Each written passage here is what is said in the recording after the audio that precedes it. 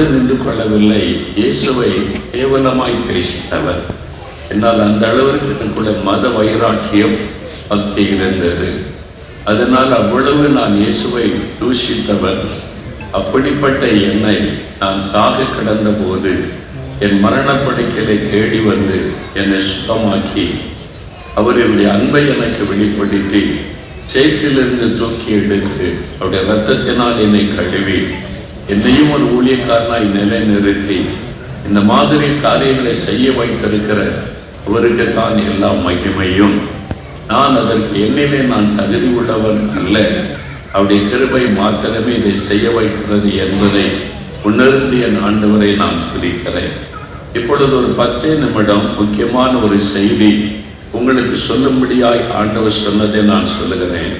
இங்கே வந்திருக்கிறவர்கள் 1 அதிகாரம் 2வது வசனம், உங்கள் மேல் நீதியின் சூரியன் உதிக்கும், அவருடைய செட்டையின் கீழ் ஆரோக்கியம் இருக்கும்.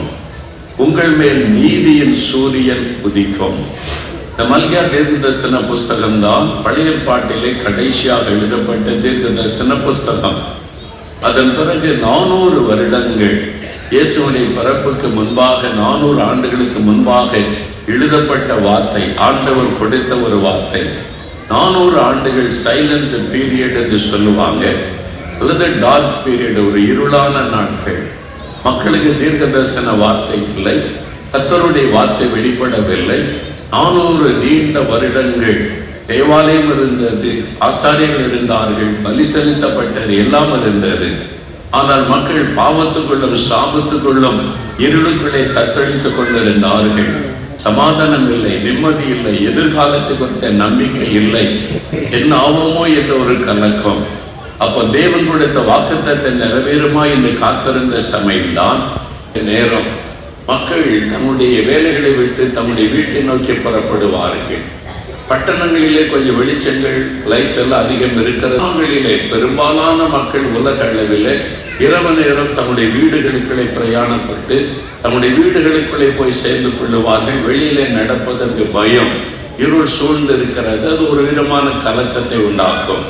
ஆனால் காலையில் சூரியன் உதயமான உடனே மனிதனுக்குள்ள ஒரு மகிழ்ச்சியும் புத்துணர்ச்சி உண்டாகும். வெளியிலே சுதந்திரமாய் தெரிவதற்கு, பயமல்லமாய் நடமாடுவதற்கு ஒரு பெரிய சந்தோஷம் உண்டாகும்.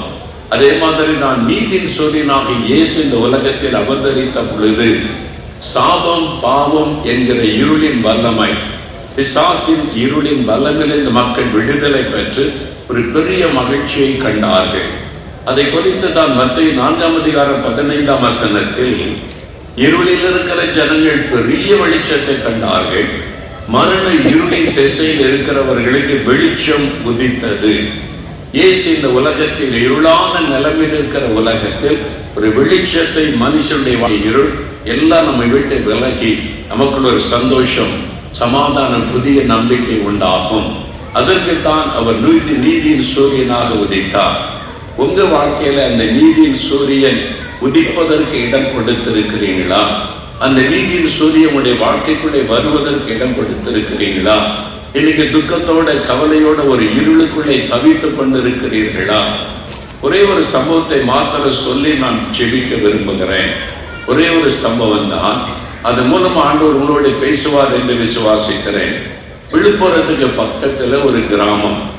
அந்த ஊர்ல ஒரு தாய் சகோதரி, அவனுடைய பெயர் லதா என்பது. அவங்க கிறிஸ்துவை அறியாதவர்கள். இயேசு